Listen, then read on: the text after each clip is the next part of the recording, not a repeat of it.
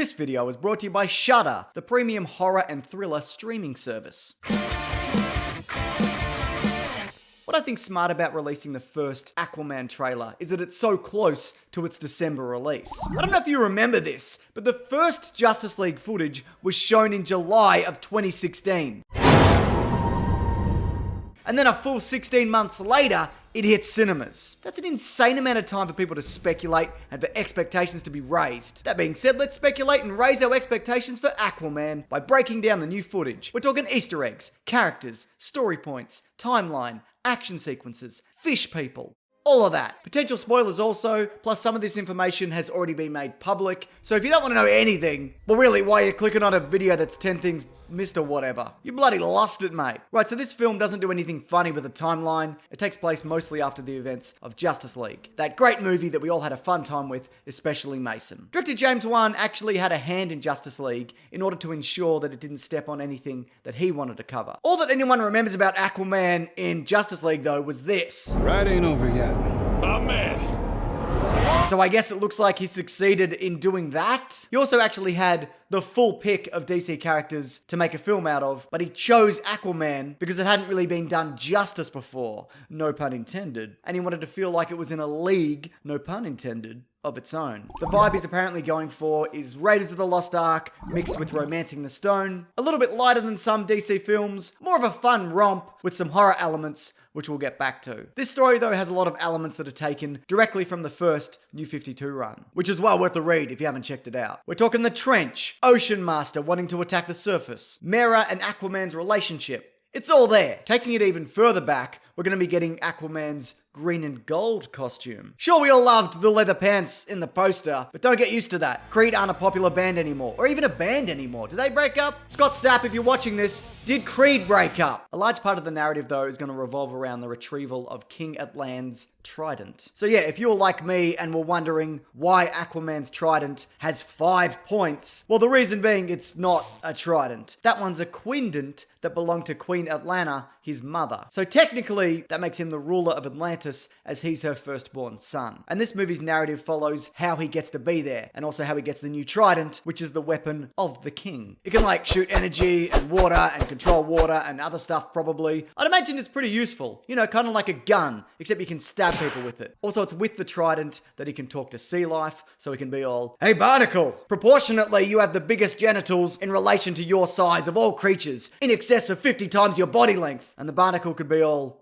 okay. This necklace, I thought it might hint towards his Atlantean origins, but it turns out to be a link to the surface world. That's a Maori Toki jade necklace. This version of the character has Jango Fett as his father, giving him a New Zealand origin. Funnily enough, Jason Momoa credits Temuera Morrison for getting him into acting and pushed for him to be cast because he saw him in Once Were Warriors when he was very young. That's a great film, by the way. If you haven't seen it, you should. You won't enjoy it, but it's still a great film. Also, apparently the reason Aquaman hates the Atlanteans is because one of them killed Nicole Kidman, not as in the actress, but as in Nicole Kidman plays Atlana, who meets his father in a flashback scene that we'll actually get to see. There was also talk of a flashback to the Boston Aquarium prior to the release of this trailer, and lo and behold, here it is! This seems a bit like where young Aquaman gets the first hints of his powers. You know, like when Harry Potter had that snake chat. We do know, however, from Justice League that she dumped him with his father, and he is not happy about it. Remember this iconic scene? You dare speak of Queen Atlana that way? Your queen left me on my father's doorstep and never gave me another thought. I mean, I didn't remember it, but then I rewatched it, and now it's safe to say that I consider it watched by me. Also, as I mentioned, Mera's in it. Mera. They actually end up married in the comics. This version was taken in by Atlana at a very young age, and says that Atlana would have been the one to try and stop Steppenwolf if she was around. Also, remember this bit when she makes a bubble in order to talk to Aquaman? Seems massively inconvenient, right? Well, apparently that's not going to happen with every conversation. James Wan has confirmed that they just talk to each other underwater. The reason though she's able to do the water bubble thing is because she has hydrokinesis, as in the power to manipulate water. We saw her use that with Steppenwolf also, as I'm sure you remember this very iconic moment that I definitely remember, and we both agree, both me and you, that it's a very iconic scene. from a very good movie. Atlantis though, it's a funny old place. The weapons there are more advanced in a lot of ways than surface weapons. Regular bullets, you see, they can't really hurt Aquaman. His skin's so tough from having to withstand ocean depths that they just kind of ping off him. Maybe draw a little bit of blood, but that's the extent of it. But underwater weapons can definitely hurt or even kill him. And it's only really been hinted at previously, but now we're gonna see all of Atlantis. And it's huge! A population of some 50 million people. Not like regular people, but underwater people. If it was regular people, it would be a population of 50 million dead and bloated corpses. In addition to the Atlanteans though, there's going to be 6 other kingdoms. So yeah, you remember the poster from Batman v Superman that reads, Unite the Seven? The underwater kingdoms, that's what that's referring to. That's what that's referring to. So I guess this was planned out from the beginning, but at the same time, was it? Was it really? This is a 3.5-year-old poster, and DC movies seem very reactionary to the last. I feel like they didn't really know what it was in reference to and then just went, the 7 Undersea Kingdoms. Sure, they're not mentioned or even hinted at in Batman v Superman or Justice League, but this was the plan all along, to vaguely hint at it in one poster and then not show it in a movie for 4 years. These kingdoms though, this is what we got. The Atlanteans, the Fisherman Kingdom, apparently a very peaceful race. The Brine, which are like 4-legged crustacean types. The Trench People, the tying to that horror element I'm going to be talking about in a bit. The Zebulons, who are ruled by Mera's father. The Missing Kingdom, and the 7th Kingdom, Warner Brothers are choosing to keep a secret. And what could it be? More crab people, I hope. Or perhaps 50 million regular, but dead people. Let's talk about horror though. And by that I mean the sponsor of this video, Shudder, who are kind enough to sponsor this video. The idea of Shudder is to collate classic, recent, and exclusive horror, thriller, and suspense titles, all of which can be found in one convenient place, which happens to be the largest streaming collection of its kind. We're talking new titles like Mayhem, lesser known classics like Wreck, The Host. Have you seen The Host? That's a great film and it's there. Look, I really could go on. And I will! They got Texas Chainsaw Massacre, Hellraiser, Darren Aronofsky's Pie, Vampires. That's a guilty pleasure of mine, though admittedly I haven't seen it in a very long time. Thank goodness for Shudder. Stereo of Echoes 1 and also 2 for some reason. The Wolf Creek TV series, which I very much recommend. Reanimator, Evil Dead, The Descent. That's a great film. Battle Royale, Monsters. And the thing is, you can stream all of this and much more, including 30 of the best horror films you won't get on Netflix, just for $4.99 a month or $49.99 for the year. To try Shudder, that's SHUDDER, free for 30 days. Click the link below and use promo code Mr. Sunday, all one word, and boom, it's all yours. That's SHUDDER, free for 30 days. Click the link below and enter promo code Mr. Sunday. All this can be streamed on your iPad or your Amazon Fire TV, a stack of other places, and also it's ad-free, unlike this video. Let's talk about horror though, and by that I mean in relation to the movie Aquaman. James Wan, of course, co-created Saw, Insidious, The Conjuring, and he's going to be slipping specific horror elements into this movie. You see, there's a trench, 8,000 meters under the sea, occupied by the Trench People. It's so deep that the water pressure even affects the Atlanteans. The Trench People also, they've evolved to be comfortable in this environment. And it's so dark, no eyes, none of them. Not even one between all of them that they share. There's going to be a moment also where they swarm a boat, aiming to kill and eat everyone on board. And they will also apparently be a principal enemy of the film. Getting this sequence into Aquaman, I'd imagine is a lot like that surgery horror scene from Sam Raimi's Spider-Man 2. You know, it's mostly family friendly, and then there's a bit that's like,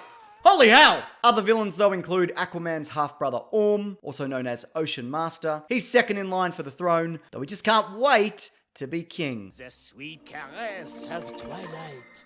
That's the wrong Lion King song! This version of Ocean Master is very much against the surface world. Not because he wants to rule it necessarily, but because he's sick of people just dumping their shit in the water. Patrick Wilson has had a bloody gutful. He's going to be teaming up with Black Manta, who begins the movie as a pirate, before being aided by Ocean Master. And he has that weird suit, you know the one I'm talking about, and he's after revenge on Aquaman. I think an early scene from this film is Aquaman bringing a pirate sub to the surface. We know it's the surface because we see daylight here, and he gives them all a lot of punches, but in taking down Black Manta, he creates a very goofy looking villain. Also, apparently he's going to have 2 of these. So yeah, look, it's a real goofy looking situation. Nobody can deny that. But apparently all of this, it has purpose. For example, the red eyes, they are red for a reason.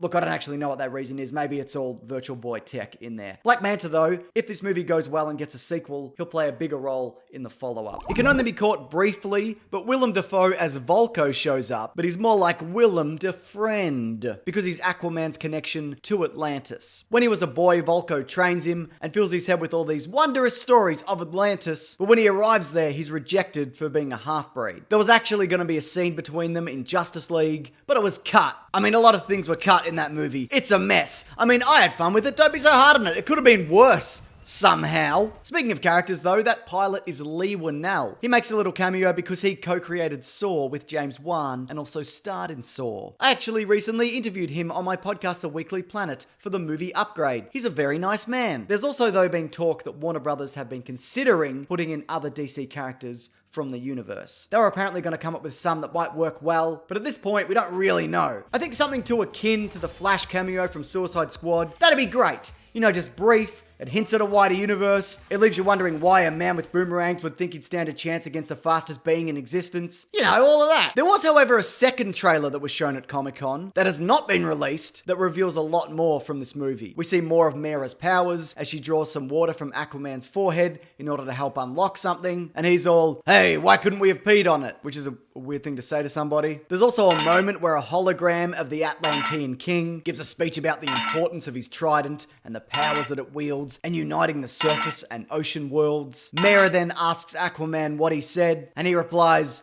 something trident. We also see that there's more than one Black Manta chasing Aquaman and Mera in the village. So he's got like a little team that he works with. Atlana is seen fighting some agents in a house, presumably in another flashback. Aquaman is seen fighting in the trench. We get more Willem Dafriend as Volko, and the whole thing wraps up with Aquaman in his green and gold armor. Now I know some people are lukewarm on this trailer, but I quite liked it. And a lot of that's because it looks like that we're not going to get another finale that's just all CGI fire and smoke and lightning like we have for most DC films. It's a frightening trend. There's also been the Phantom Menace comparisons with the underwater city, but there is a big difference between these two things. Having an underwater city, however, you can't really avoid those comparisons. And look, like I said, this is a James Wan film, and he's a good director. So I think that there's a very real possibility that this could turn out great, or at the very least, not terrible. That's what I think. But what do you think of the Aquaman trailer? And do you think it's a good step forward for this universe? Or is there anything else from this trailer that I've missed that you would like to add? If so, please leave a comment below. And maybe a bloody thumbs up